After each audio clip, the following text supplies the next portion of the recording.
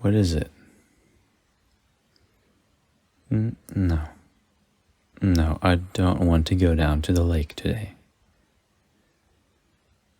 Why? Because I'm not up for it. Nothing is wrong. Why does something have to be wrong for me to not want to go? The fact that I love the lake has nothing to do with this. I'm tired, that's all. There doesn't have to be some grandiose reason. I just don't want to go today. That's the end of it. Will you please stop asking what's wrong? I told you that I'm fine. Leave well enough alone. Damn it, I said to knock it off.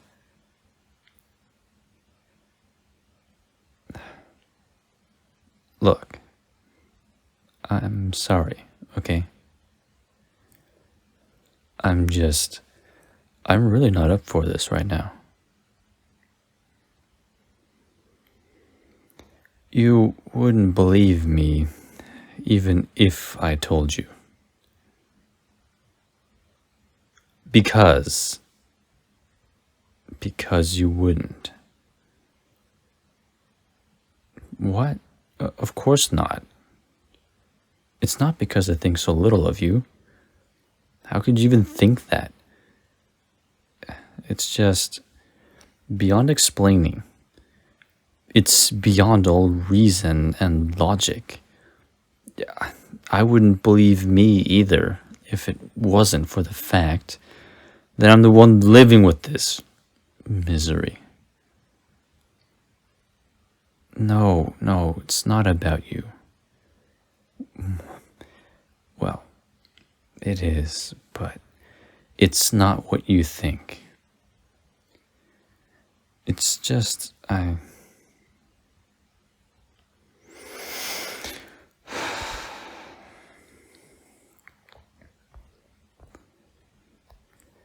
Do you ever think about what lies ahead? After death? After the decay? After our flesh is no longer a suitable host for our souls? What I mean is, what happens to us? Have you thought of that? Heaven. That's a nice notion, especially for decent people that need some hope to cling to. But what about the souls that aren't redeemable? The ones marked with the corruption of their earthly tethers. What happens to them? Not as easy to answer, huh? The truth is, it's not such a simple thing as heaven and hell. Souls are complicated and complex, and the ones that carry the extra weight of sin, those like avarice and wrath, earn their own slice of personalized agony. Something far worse than the stench of sulfur and the fury of flames. In fact, I can say without a shadow of a doubt that there are far worse things than hell.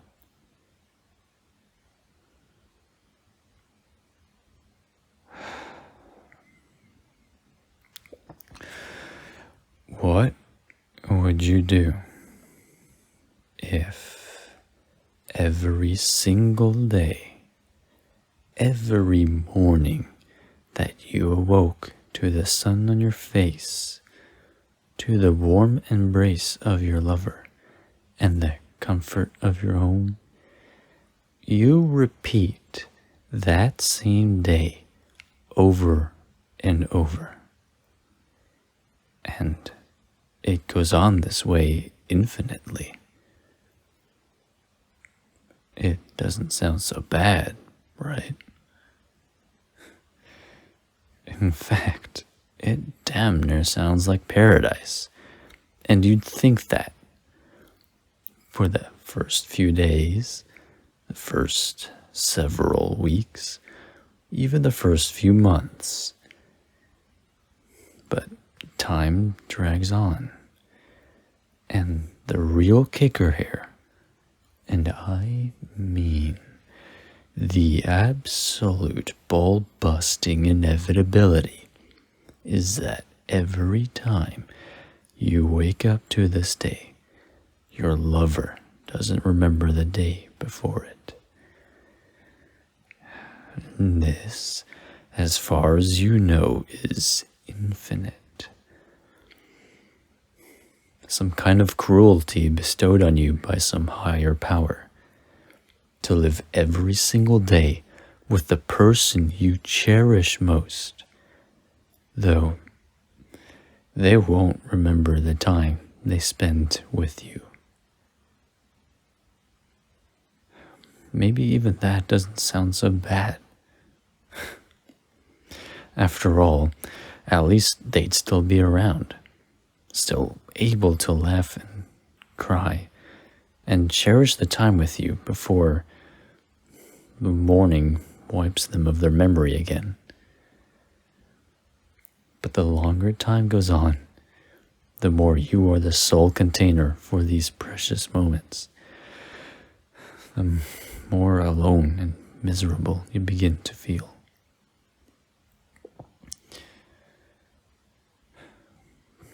What am I talking about? I'm telling you exactly what you want to hear. The truth. The cold, hard, undeniable truth that I am forced to confront every fucking time that sun rises outside our bedroom window.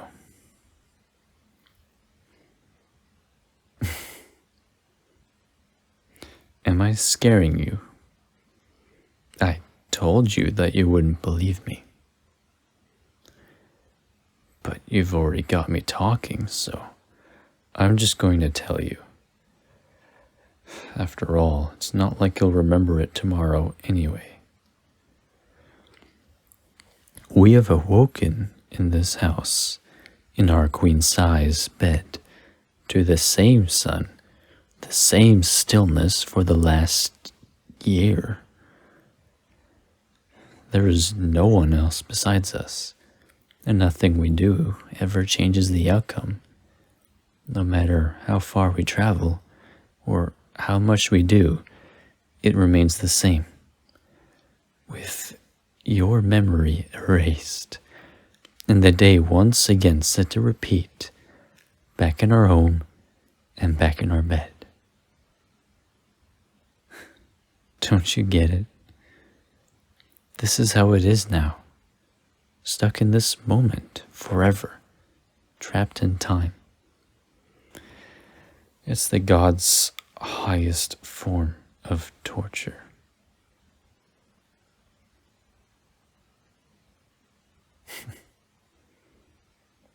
The reason I can't escape it, I haven't the heart to.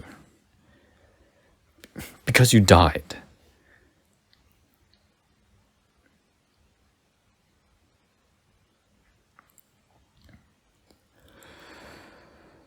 Yes, I know how mad this all sounds, but it's all true. You and our village, everyone I ever cared about, was lost to the wrath of the gods. I took my vengeance. I took up arms against the very creators that soiled their own work with their ambitions and ludicrous power.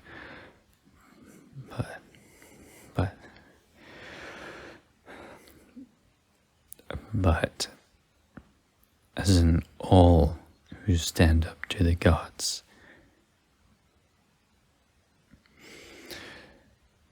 it ended in complete agony.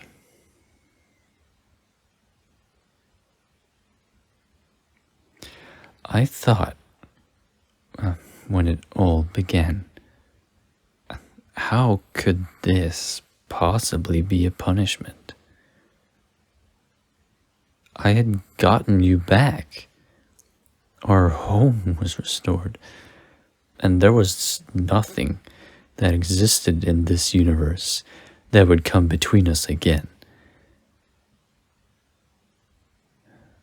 But as the days went on, and I began to store all of these memories, trying to share them with you, only for your blank expression to greet me, I realized how utterly foolish I was. I learn and grow with each experience, with each morning that we remain in this loop, but you do not.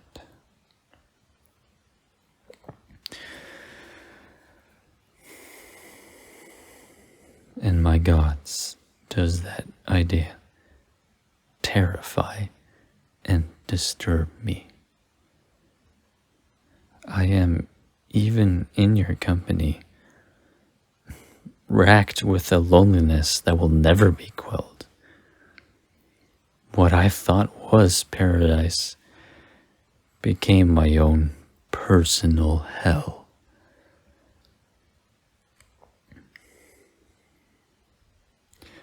When you took your morning walk, didn't you notice anything peculiar? Like why there are no birds chirping or squirrels seeking nuts in the trees? Why there are no neighbors to pass by and say hello to? Or even the flap of a butterfly's wings in the morning breeze? Because nothing else exists here.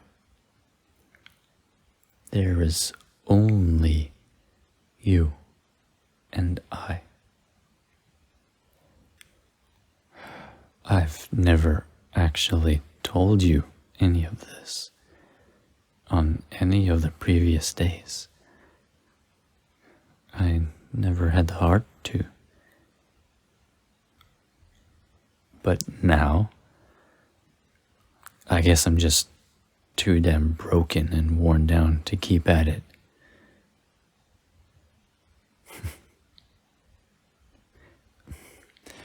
A way out.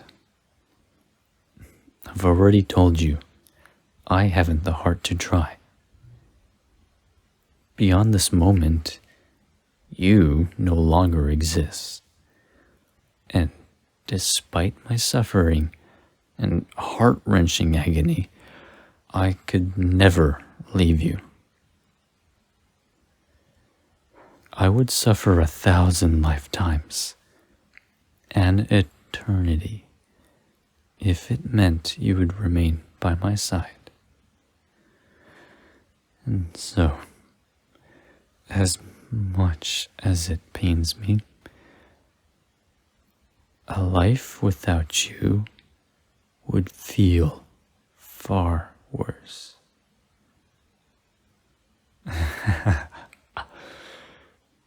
Free me. You can't. Though I wouldn't allow it even if you could. Even if you sought to restore me now, there wouldn't be any point. By morning, you will have forgotten everything we just discussed, and it will be as though it never happened. At least for you. But I will remember. I remember all the time we've shared. Rather than waste your time on impossibilities, why not just be here with me? Spend what little time you have left to remember in my embrace. trying to soothe this tired heart of mine.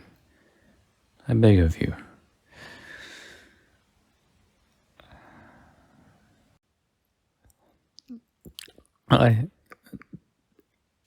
Damn it. What have I done?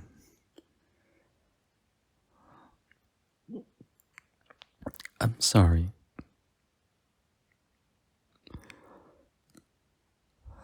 I'm truly sorry, my love. I shouldn't have said anything. Even if tomorrow you won't remember any of it, the thought that I've caused you so much pain sickens me. I will carry that with me for all of my days. My torment should never be yours to bear. I brought this onto myself.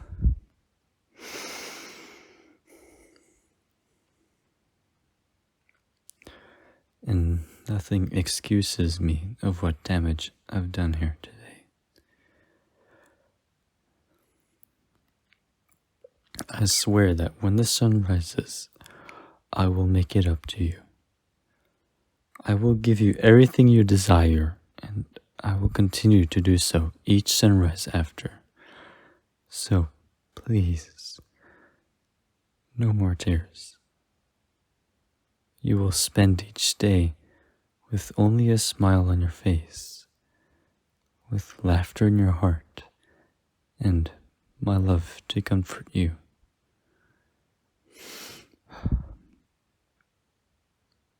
I don't know if I can ever atone for what I've done,